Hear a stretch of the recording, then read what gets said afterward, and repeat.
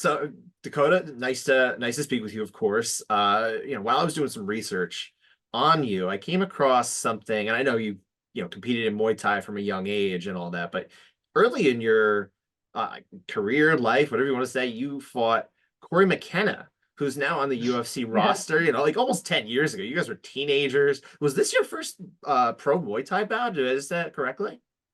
I think it might have been, yeah, because I think my first one was B class as well. There's different classes in Thai boxing, so I went straight to B class to fight her because she was quite experienced at the time as well.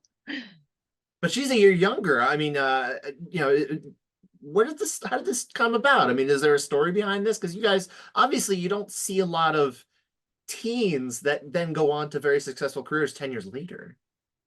Yeah, she was already doing MMA at that time, at that age. I didn't even train MMA at all at that time. I was just starting off my Thai boxing career really. So, um, yeah, we got matched up. I mean, I was quite good when I first started, when I first got to like my first pro fight. So even though she was experienced, I took the fight anyway because I couldn't really get that many matches, at my level.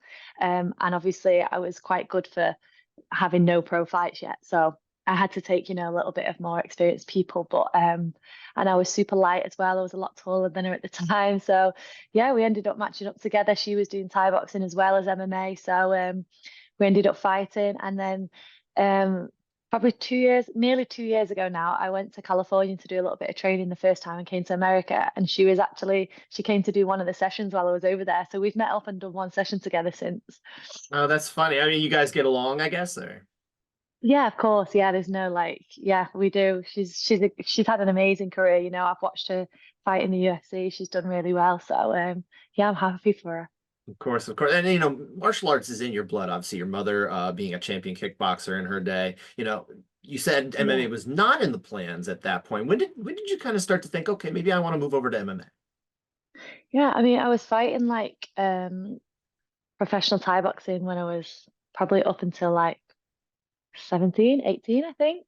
And I was quite young to be on all the big shows then. And then somebody said to me, why don't you let me take you to an MMA class? I think you'll be really good at it. And I did watch it when I got a little bit older as well. So I went and tried it. And then a few months later, I was making an amateur debut because I loved it that much. So it just kind of, I just progressed in that direction. Um, and I'm a little bit like that kind of even now throughout my career, I never look too far ahead. I feel like things can change very quickly. Um, so yeah, that's kind of just where I've ended up. Gotcha, gotcha. And you fought all over the world, of course, but now you're on the mainline PFL season. Primarily, you're going to be fighting in the United States now. Do you enjoy fighting in the States? It's not new for you, but is it different than fighting elsewhere? Do you prefer fighting closer to the UK? I don't know. How do you feel? Yeah, I mean, I've really liked it so far. I fought once before, I think, in America last year on PFL in New York. That was an amazing card to be on. And then obviously now being this year in America, it's going to be good to be able to build up a fan base. I know the American fans are very passionate and really get behind fighters and stuff. So I'm excited to kind of, keep fighting in different states and pick up different fans. But I do love Europe as well. I'm not going to lie. There's nothing like a home crowd for me. I'm half Bulgarian as well, so um, traveling Europe and stuff is kind of something that I've always done, and I do like to fight close to home. But like I said, this year I'm in the States, and I'm happy to be here. Very lucky, so I'm just looking forward to it. I mean, you talk about the passion of the American fans, but I mean, realistically, like when you get to some of those, let's say, I don't want to say niche because England and Britain and Ireland and all that, that's not like a small place, but like they're very passionate and very all about their own, right? So I mean, you must get a lot of love. Yeah, definitely. I feel like sometimes the love can be a little bit more personal there because we are a lot smaller. They kind of support their own fighters, whereas MMA is just popular in general here. So like the crowd's just always wild over here, but for everybody. Whereas back in like the Europe, you kind of support your own really closely. So it feels a little bit different, but it's also still good to experience both. Now you're in Florida right now. You're training an American top team. When did you start training over here in the States? And what's been kind of the biggest, I guess, adjustment for you spending so much time here? Yeah, I've been here nearly 2 years now, I think. But at first I was on and off. I was kind of just coming for camp and then going back home to England this year. I got I've rented my first apartment, so I'm kind of here full time now, which has made a massive difference, and I've really settled. I felt really, really settled this time, and it's kind of just been able to go and fight, come back and get straight into camp. I've not had to go home and reset and, do all that kind of stuff. So I'm really enjoying it. Getting up in the sunshine every morning has been a big, big difference. Obviously I'm motivated to get up and train anywhere, but it helps a lot when the sun's shining and you've got a great bunch of people at the gym to work out with every day. So yeah, I do love it here.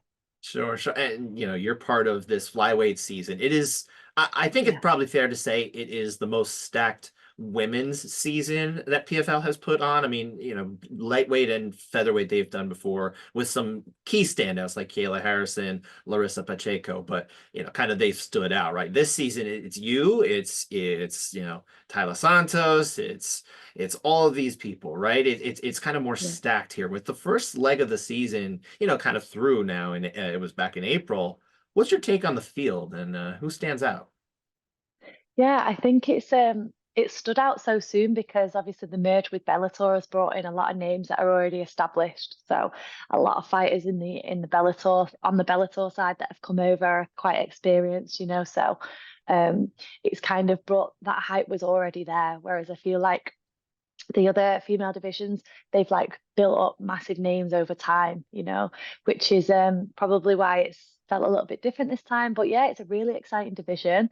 Um, Obviously the merge with Bellator's perfect. It's brought in a lot of different competition, and we saw in that first round how well a lot of the fighters did, So I'm looking forward to it. There's a lot of good names. Obviously, I'm fighting Chelsea next. She's up for the fight and she's ready to go. So I think it's going to be exciting. And you're in really good shape because obviously you got 6 points in the season standings, the most you can have at this point. Fastest Yeah. finish as well, so you've got a lot of edges coming into this one. You might even make it if you were to lose this one, but realistically, win and you're into the playoffs.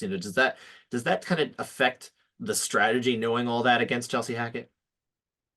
Um, I mean, for me, I just want to sit top of the table anyway. So I'm still going to go in and try and get a first round finish, even if I feel like I'm safe, But that would never be my mentality anyway. Like, oh, I'm safe, so I'll just scrape it. If we scrape the win, it's fine. That's not me. I'm going in there to fight like this is the most important fight of my career, So that's kind of how I'll be heading into it. Let's say though, you're up 2 rounds. You got your coaches in your corner. They're like, listen, Dakota, don't go crazy in there. Don't go in there. Is that something you can listen to? Or, I mean, because your coaches might be watching this now too. I mean, yeah, I will try and listen to them. That will be something that's on my mind. But me, when I'm in there, I'm a total different person. So 100% still be going for the kill, whether it's the first round or the last round. Sure, sure, sure. Now, Chelsea, like we mentioned, she is like you competed in Muay Thai at the world stage. So did she as a teenager. You're close in age. She's actually a year younger than you. How familiar with her had you been before this booking?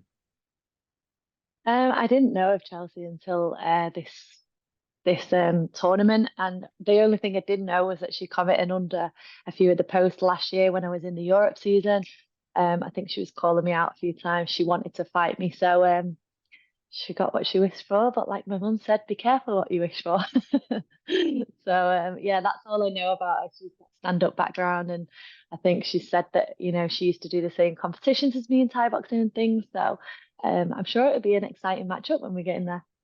Okay, okay. And the matchup obviously it's unique in your division this time because all the other fights that are on this one in your division, it's winner against winner and loser against loser. Yours is obviously someone has to do winner against loser. It's just the way it goes if you do the other two. But kind of being in this position, would you prefer to be able to test yourself against someone who's coming off of a win, or are you satisfied with just the way this thing worked out?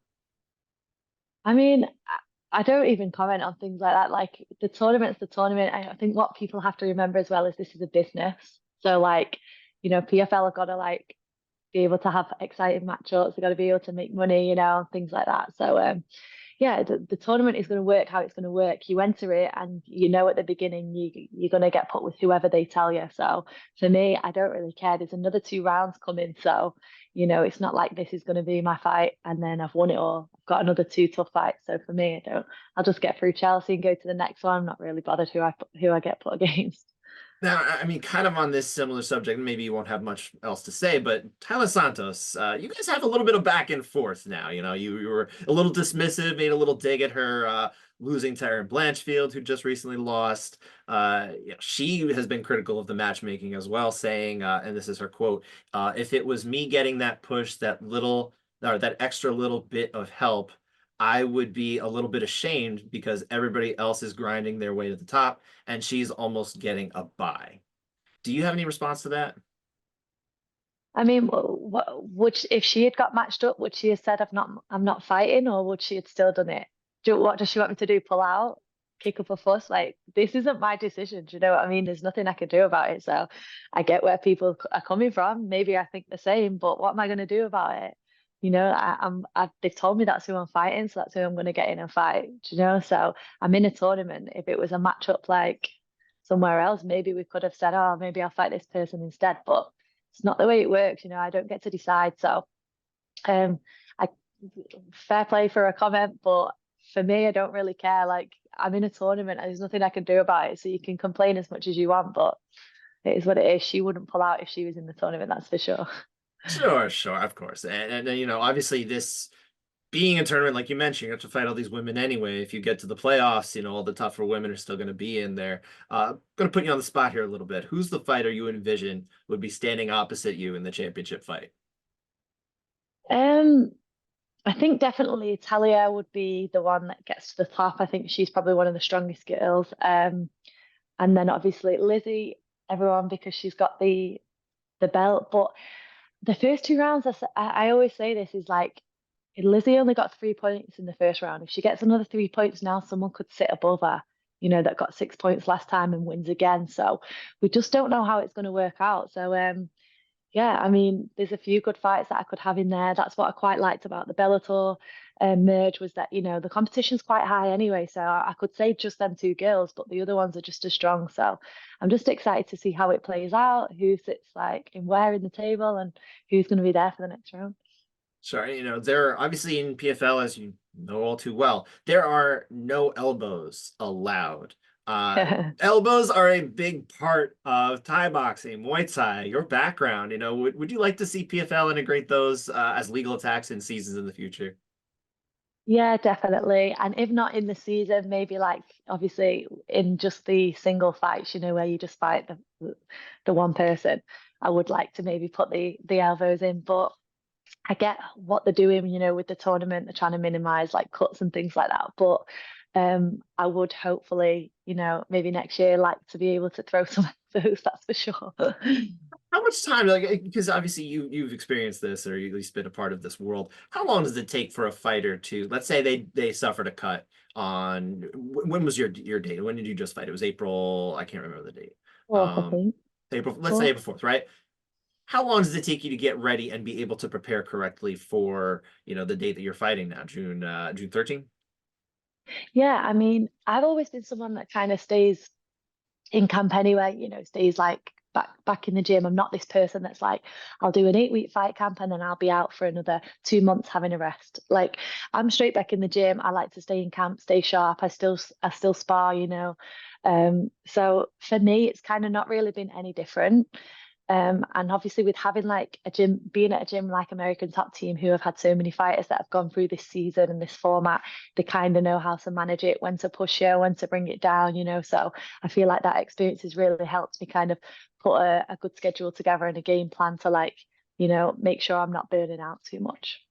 Now you're very ambitious. Obviously, you've spoken about how you feel you would do very well against the two women who would be fighting for the championship over in the UFC, Valentina Shevchenko and the champion Alexa Grasso. If you could test yourself against anyone, let's say there's no boundaries, and PFL can bring in anybody to fight you. Who is it you want to test yourself against the most? Um, I mean, when I say about like Alexa Grasso and things like that, I feel like I'm 100%, I have their abilities. I can compete with them. Whether that's like the next year or what. Who would I say? Yeah, the champ. I'd say Alexa.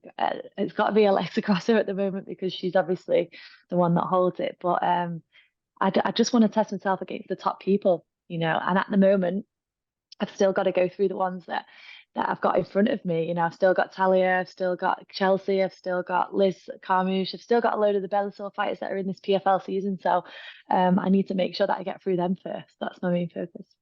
And then the last question I have for you, and look, I'm sure you get asked a version of this a lot, but if you could buy just one thing, treat yourself with $1 million, if you or to earn that as the season champion, what would it be? Everyone asks me this, but I don't have anything like particular that I want to like spend it on. I'd probably be the one to spend it on food or something like that. Go on Like a a nice nice steak holiday. dinner or something, or I mean, I'm not a big steak fan, but like, people laugh at me all the time. Maybe like some sushi or just anything, just food in general. I'd definitely go and buy a big packet of pick and mix sweets. That's for sure. That's my little guilty thing. So yeah, that's probably it. you could upgrade your entertainment system that's back there. Maybe get a nice stand for your I know. television, or I'm not trying to be Well, critical. It's just, no, it's a little I low know that maintenance. I would like to like. I mean, this is a rented apartment, but if I could like start from scratch and build a house that was like everything that I chose, I would do that.